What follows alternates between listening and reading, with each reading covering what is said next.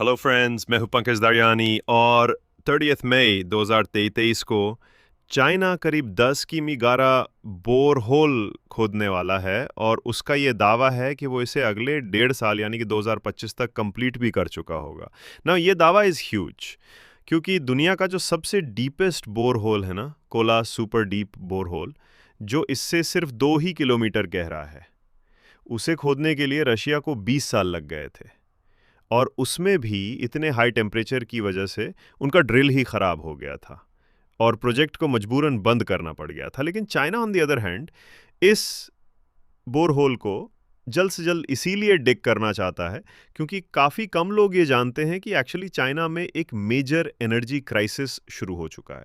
Situation कुछ ऐसी है ना कि पिछले 21 सालों में चाइना का एनर्जी कंजम्पशन 256% से बढ़ चुका है, जो इसके अराइवल यूएसए से दुगना हो चुका है। इसका इम्पैक्ट कुछ इस तरीके से पड़ा है कि चाइना में क्वाइट फ्रीक्वेंटली लोड शेडिंग शुरू हो चुका है। लेकिन अब यहाँ पर यह सवाल आता है कि 10 किमी गहरा गड्ढा आखिर चाइना के हाई एनर्जी रिक्वायरमेंट को पूरा कर पाएगा कि नहीं। बहुत ही स्ट्रॉन्ग चांस है कि यस, और ये मैं आपको आगे बताऊंगा कि कैसे। बट उससे पहले रशिया के अलावा ना आज तक कोई भी कंट्री इतनी गहराई में नहीं जा पाई है। इनफैक्ट सऊदी का डीपेस्ट ऑयल वेल जो है वो भी 4000 मीटर ही गहरा है, and that is also because Saudi के पास ऑलरेडी तेल है। बट चाइना चाइना में ऑयल मिल सकता है क्या?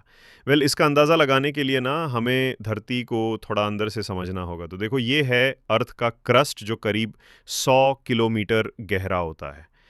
मतलब जहाँ पे हम खड़े हैं वहाँ से शुरू होकर 100 किलोमीटर ज़मीन के नीचे तक ये जाता है। अब चाइना की इस जगह यानी कि क्रस्ट में जो रक्स मौजूद है ना, वो 4 बिलियन साल पुराने हैं और इन्हीं रक्स को चाइना टैप करना चाहता है क्योंकि मेजॉरिटी ऑयल रिसोर्सेज 15 से 300 मिलियन साल पुराने रक्स में ही मिल जाते हैं।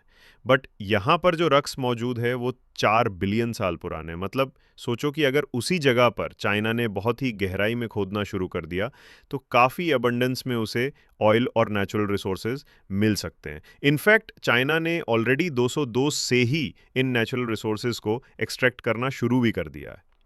चाइना के शिनजियांग प्रोविंस में चाइनीज प्लान हिज बोन इन विजन को अपना मेजर एजेंडा बताया है अपने इस पॉलिसी के तहत। शिनजियांग के अलावा भी चाइना ने पूरे कंट्री में ऐसे सर्वेज कंडक्ट किए हैं जिससे सारे अंडरग्राउंड एरिया में पोटेंशियल नेचुरल रिसोर्सेज को ईजिली ढूंढ सकें। बट चाइना बीइंग चाइना, उसने इस मैसिव एक्शन को बिना कोई एक्स्ट्रा इनेशन किसी को पास किए काफ़ी सीक्रेटिव रखा है और इसीलिए इस प्रोग्राम के इलेबोरेट डिटेल्स वाइडली अवेलेबल नहीं हैं। But what we do know is historically ऐसे प्रोजेक्ट्स ज़्यादातर फेल ही हुए हैं। दरअसल कोल्ड वॉर के समय की अगर बात करें, जब यूएस और यूएसएसआर ये दोनों सुपर पावर्स अपना डोमिनेंस दिखाने के लिए स्पेस रेस में एक दूसरे के साथ हेविली compete कर रहे थे, सडनली ये वॉर काफ़ी हद तक ज़मीन और उसके नीचे भी छिड़ गया था। और ये टर्मिनोलॉजी आपने पहले सुनी नहीं होगी, but this was a fact at that time. The competition was called the deep earth race. दोनों देश ज़मीन के नीचे खोदने लगे। रशिया का तो हम जानते ही है, 12,000 मीटर का कोला सुपर डीप बोरहोल खोदा 20 सालों में। लेकिन यूएसए भी इसमें पीछे नहीं था। उसने जीतने के लिए एक शॉर्टकट लेने का सोचा। यूएस ने क्रस्ट तक जल्दी पहुंचने के लिए किसी लैंड पर ड्रिलिंग शुरू करने के बजाय पैसिफिक ओशन फ्लोर पर ड्रिल करना शुरू कर दिया। और ये इसीलिए क्योंकि ऑब्वियसली लैंड पर क्रस्ट की थिकनेस ज़्यादा होती है as compare to ocean floor. Plus ocean floor already land area से एक लो हाइट पे होता है, यानी कि क्रस्ट तक जल्दी पहुंच सकते हैं। लेकिन फिर इस पूरी खुदाई में 5 साल और 40 मिलियन समुंदर में बहाने के बावजूद भी यूएस सिर्फ 133 मीटर्स ही ड्रिल कर पाया, जो समझ लो स्टैचू ऑफ यूनिटी जितना ही गहरा होगा। इनफैक्ट इससे ज़्यादा डीप तो एक तीसरा देश जर्मनी चला गया, जो इस रेस का हिस्सा भी नहीं था। 1990 में जर्मनी ने भी एक $350 मिलियन का German continental deep drilling program KTB को शुरू किया था, जिसमें वो 712 किलोमीटर ज़मीन के नीचे पहुंच भी गए थे।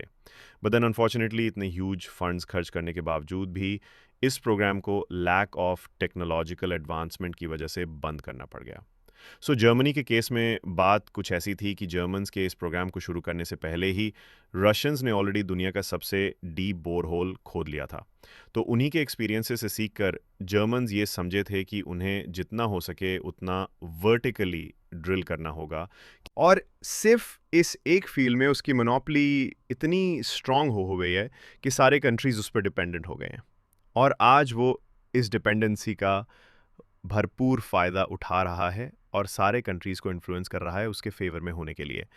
और हाल ही में उसने चाइना को मशीनन्स एक्सपोर्ट करने से मना कर दिया। येस, चाइना को अब ये आज के जियोपॉलिटिक्स में एक बहुत ही अच्छी स्ट्रैटेजी है और इंडिया भी इसे यूज़ कर सकता है।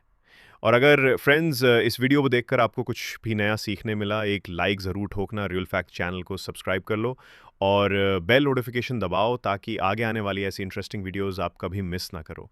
और मेरे रियल फैक्ट को फॉलो करना मत भूलना। See you next time, as always stay curious, keep learning and keep growing.